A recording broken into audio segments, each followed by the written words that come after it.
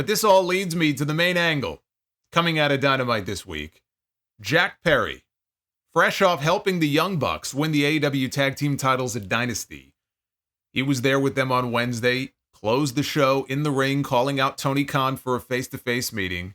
Perry was looking to be reinstated and said, all I want is to make AEW better. Let's change the world together. That was apparently enough for Tony Khan to agree to bring him back, even though he screwed over FTR Bald and FTR Hair at the pay-per-view. Tony Khan was all smiles. He shook Perry's hand. Jack gave him a big hug. Then he looked into the hard cam. He flashed this great, insincere smirk, which Tony couldn't see.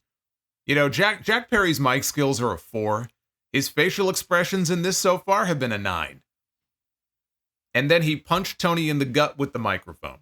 And Tony Khan crumbled to the mat in the most awkward way possible, because Tony Khan is the most awkward man on earth. So everything he does is awkward.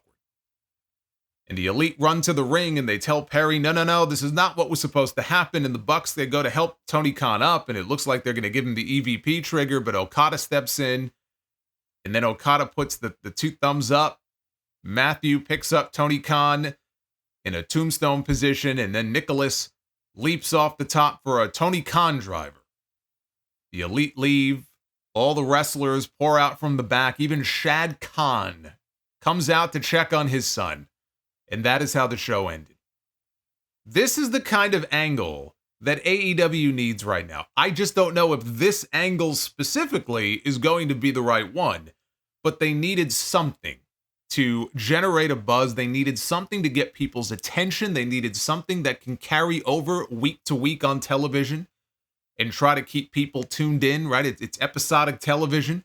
What's that main story? They really haven't had one. I don't know that Tony Khan having to act and take bumps is the answer, but they have established that he is the president of this company, and then they drop the man on his head. Beating up the boss, it's a tale that's been told before many times in wrestling. It worked in WCW with Eric Bischoff. It worked in WWE with Vince McMahon. Not so much in TNA with Dixie Carter. When Bully Ray put her through the table that time on Impact, they didn't pick up very many new viewers over the week before for all that hype that it got. Bless her heart. It was only a matter of time before Tony got involved in the show also. Even though in the past he has said that he wouldn't want to be involved, I'm not going to be involved as a character, it is impossible for these people to resist putting themselves on television and getting involved. You know, this man was out there having the time of his life, hanging upside down in that 69 position with Matt Jackson and getting dumped on his head. He probably had a huge smile on his face. I did too, because I was laughing. I laughed at the absurdity of it all. I don't know if that's the reaction they were going for, but maybe they don't care, so long as it gets them the attention that they crave. Because Tony Khan was at the NFL draft the day after in a neck brace, being shown on ESPN. He was selling the effects of the angle. He was on the NFL Network being interviewed about it while the anchors tried to stifle their laughter. So I don't think they care. I mean, it came off as total comedy, so I don't think they care. They just wanted the exposure, and they got it. I don't hate it. I don't hate the angle. I was entertained by it. And then Friday came, and Tony Khan, neck brace and all, appeared on the NFL Network. This was for him to talk about the first round of the NFL draft that was about to commence and talk about his quote-unquote injury. And he was, trying to maintain a straight face throughout all this, even though the anchors were struggling to. But he was talking about how this was a devastating maneuver, this devastating pile driver. It's illegal in the state of Tennessee, which I believe it may actually be. They have all kinds of stupid rules there. But, at that point, it's like, all right, again, it's just funny. Is it kind of goofy and kind of cheesy? Of course it is. But at least I give the man credit for trying to maintain kayfabe, even though he can't sell an injured neck to save his life. But this was all fine. But then he had to go ahead and say this. He said, AEW, we've been doing this for 5 years. We are the most successful sports startup since the AFL, the American Football League, pre-merger with the NFL. There has not been a challenger brand that has gained as much market share as AEW in many, many, many years. And even that is fine, right? And that's all true, by the way. There has not been another company that has been able to do what they have done as a number 2 to WWE. So that's fine. But he continues. We are like the Pepsi of pro wrestling, and we are up against a really evil juggernaut. WWE is our competitor. That's who we're facing. AEW is like the Pepsi of pro wrestling. WWE is like the Harvey Weinstein of pro wrestling. Harvey Weinstein, of course, accused of various sexual crimes. Vince McMahon facing a lawsuit being accused of various sexual crimes. And you know, when Nick Hausman used the Harvey Weinstein analogy about Chris Jericho, I said at the time when I talked about all that, I said, boy, that's one hell of an analogy to throw out there without anything to really substantiate it or back it up, other than a heart emoji.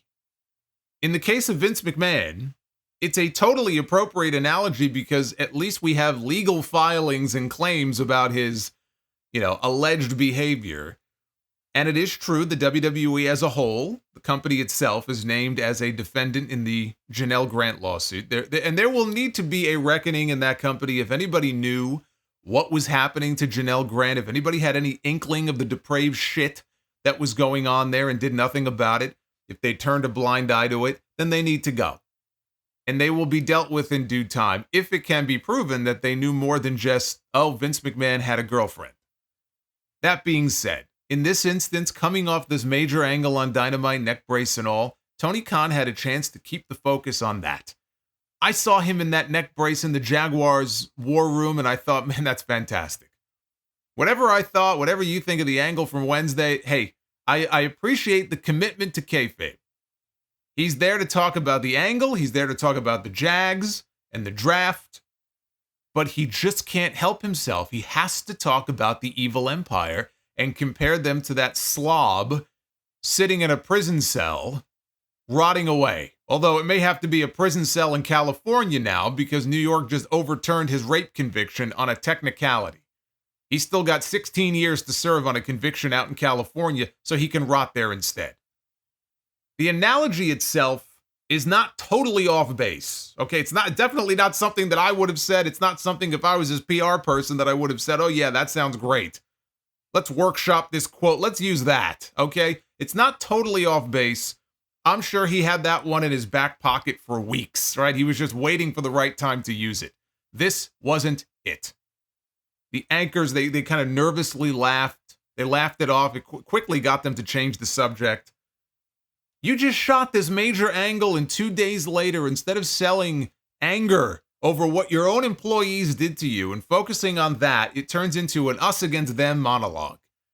They had Adam Copeland go out on live television just recently to talk about how great wrestling is right now and about focusing on the positives and not all the negativity and the toxicity. He was doing his best John Cena impression, rise above hate.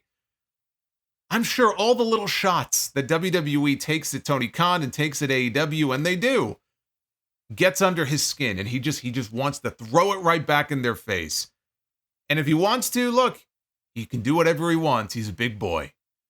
I just didn't think that was the moment for it. The other part of this also, spare me the 8-minute in-ring sermons from now on about steering clear of all the negativity and all the tribalism. Companies have been taking shots at each other for years. WWE and WCW did it all the time. That was the era that Tony Khan grew up in as a fan. So did I. And as a fan, it was fun. It was fun to follow the back and forth. But when you call WWE evil and you compare the company as a whole to Harvey Weinstein, you lose that moral superiority argument when you insinuate to comicbook.com. I think it was just last week. Tony Khan was asked, would you be open to collaborating with WWE? And he said, it's an interesting idea. He insinuates that he would be open to collaborating with this evil company that he speaks of. If he felt that strongly about them being so evil, I would think that he would dismiss the idea outright. And he didn't. So give me a break. Now back to this angle. I saw a tweet from Wrestling Inc.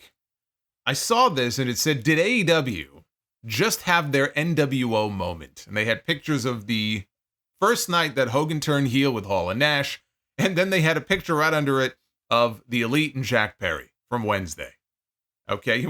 I mean, look, there may be people who didn't live through that time period, and to them, this maybe is their NWO moment because they have no concept of what the NWO even was.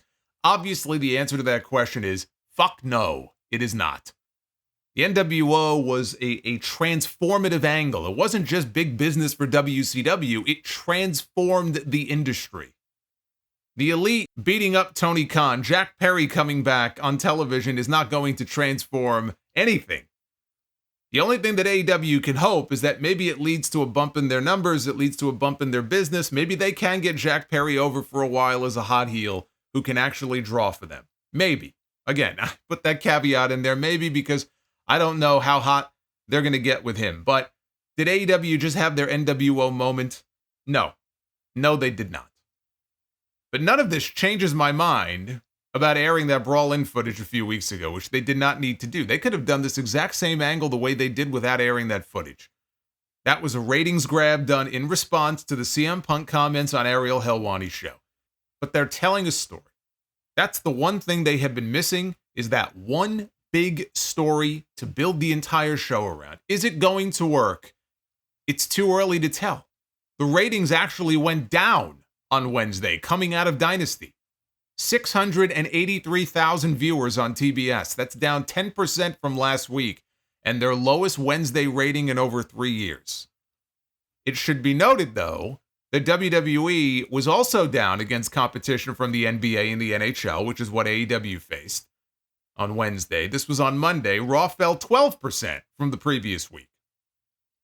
Mike Johnson, a PW Insider, said that a source at Warner Brothers Discovery he reached out to said that they were really happy with the Dynamite numbers this week, considering the competition that they were up against and the fact the show aired live on the West Coast because of the NBA, which normally it does not air live on the West Coast. So we will find out this week how much of an impact that angle made and what kind of word of mouth they get from people, people who may have missed it. Are they going to tune in to see what they missed and find out, oh, where is this going to go? Because they only first shot the angle at the very end of the show last week. And typically Dynamite is down anyway at the end of the show, so is Raw at the end of the third hour every week. That's going to be the real test. Do people want to tune in this coming Wednesday to see what's next? I think the numbers should be back up above 700,000. If they can't get back up above 700K, there's just no positive way to spin that. I don't give a shit what anybody says. But do I see them having some sort of massive increase? No, I don't. They're probably going to be right back in the range that they've been doing prior to this week. This is going to be a week-by-week thing as this story plays out to see if it's working or not. They are promoting a Kenny Omega return in Winnipeg this Wednesday. Kenny is probably having surgery soon, so he is definitely not wrestling anytime soon. I said this on Wednesday. If he's having surgery soon, there's a very easy way to put more heat on Jack Perry and the Elite, which is to kill Kenny Omega in his hometown and send him out on a stretcher. You do a major injury angle. You have Swerve Strickland run out there at the end to chase them off. If they are setting up Jack Perry to challenge Swerve, possibly a double or nothing, there you go. That's how you tie Swerve into this whole thing. Besides the bitch comment that he made on Collision last night. But it's the Elite making the call for Jack Perry to get that spot because Tony Khan is currently out. The only thing is, last night on Collision, Tony Schiavone announced that Tony Khan was not allowed to travel, but he is still going to be running AEW business remotely from Jacksonville until he's cleared. So if he's still making the decisions, why would he book Jack Perry in a world title match? That's where maybe we get the Young Bucks playing up their EVP powers. I mean, we'll see. We'll see what they do. But if I'm Tony Khan and my singular goal right now is to make these men the most hated they can possibly be, I cannot think of anything better than murdering Kenny Omega in Canada. Now, there is one very important question that needs to be asked.